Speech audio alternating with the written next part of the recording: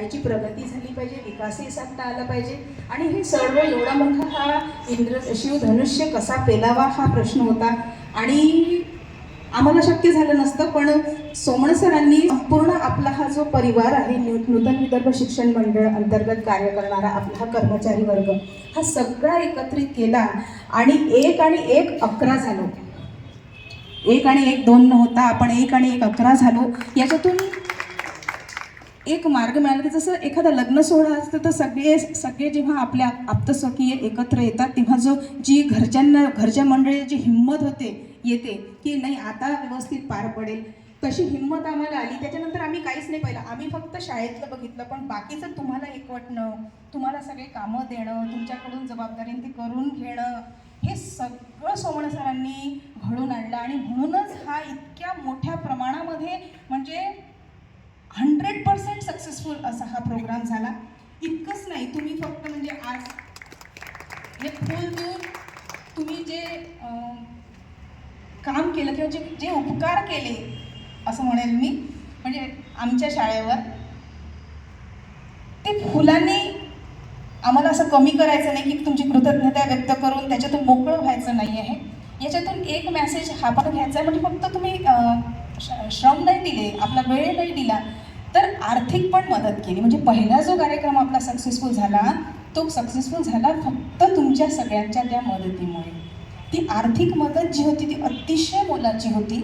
आणि त्या ऋणातून तर आम्हाला त्याच्यातून मुक्त व्हायचंही नाही आणि होऊ शकत नाही.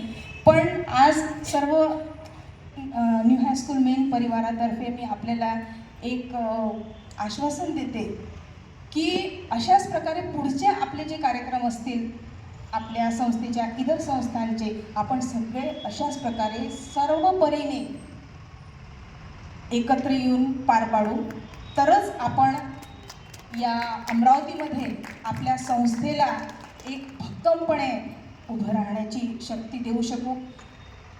नूतन कन्याचाही कार्यक्रम आहे, त्याही कार्यक्रमाला आपण 27मध्ये जो कार्यक्रम होणार आहे, आम्ही ठरवलं आहे की आम्ही सगळे पूर्ण योगदान देऊ त्या कार्यक्रमाला.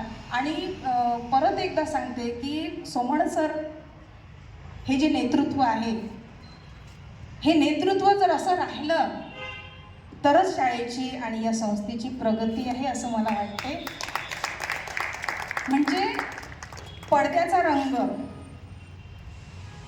पायदान, स्वतः सरांनी दुकानात जाऊन किंवा छोट्या छोट्या गोष्टींकडे, म्हणजे दार लागलं, आम्ही दिवसभर काम पाहिलं, दार लागल्यावर दुसऱ्या दिवशी सर आले आणि इथे बबल कसा आला, आम्ही मारे डोळे फाडून पाहून राहिले तर आम्हाला बबल दिसून नाही राहिला विचारायचा. म्हणजे इतकं अधिक लक्ष सरांचं, रंगसंगतीवर लक्ष, कार्यक्रमावर लक्ष. म्हणजे जे मायक्रो प्लॅनिंग झाले पहिल्या कार्यक्रमाचं, त्या मायक्रो प्लॅनिंग आम्ही शिकलो त्याच्यातून, आणि त्या मायक्रो प्लॅनिंगमुळेच आपला कार्यक्रम इतका सक्सेसफुल झाला. आणि याच्या पुढचे कार्यक्रम कशाप्रकारे सक्सेसफुल करायचे, 100% कशाप्रकारे यशस्वी करायचे, त्याचं मंत्र आपल्याला सरांकडून मिळाला. त्याच्यामुळे सरांचे तर फुल खरंच दिले तरीसुद्धा ते उपकार काय, पूर्ण पंच जरी दिला, झाड जरी दिलं तरी ते उपकार आपण हे कृतज्ञता हे करू शकत. परंतु सरांकडून एक प्रॉमिस घ्यावं असं वाटते की असंच मार्गदर्शन नेहमी जर आपल्याला लाभलं तर मी सर्व न्यू हायस्कूल मेन परिवारने नूतन विदर्भ शिक्षण मंडळामध्ये कार्य करणाऱ्या सर्व कर्मचाऱ्यांतर्फे आपल्याला आश्वासन देते की आपली संस्था कधीच मागे येणार नाही. आणि जे आपण याच्या पुढे पण ठरवलेलं आहे ते सगळं आपण साध्य करू. छोटीशी गोष्ट की मागच्या वेळेस सरांनीच ठरवलं होतं की हा कृतज्ञता सोहळा आपण घ्यायचा, हा ऋणनिर्देश करायचा, सगळ्यांना बोलवायचं, ही कल्पना सरांचीच होती. आणि त्याच्यात सगळ्यात महत्त्वाचं म्हणजे सफाई कर्मचाऱ्यांपासून सगळ्यांना बोलवायचं आणि सगळ्यांचं सारखं आभार व्यक्त करायचं. मिळू शकतो म्हणजे त्याचं महत्त्व त्यांना किती की आयुष्यभर त्यांच्या ह्याच्यात राहील, स्मरणात राहील की आपण अशी मदत केली होती. आणि ते जाणलं, समोरच्यांनी ते जाणलं.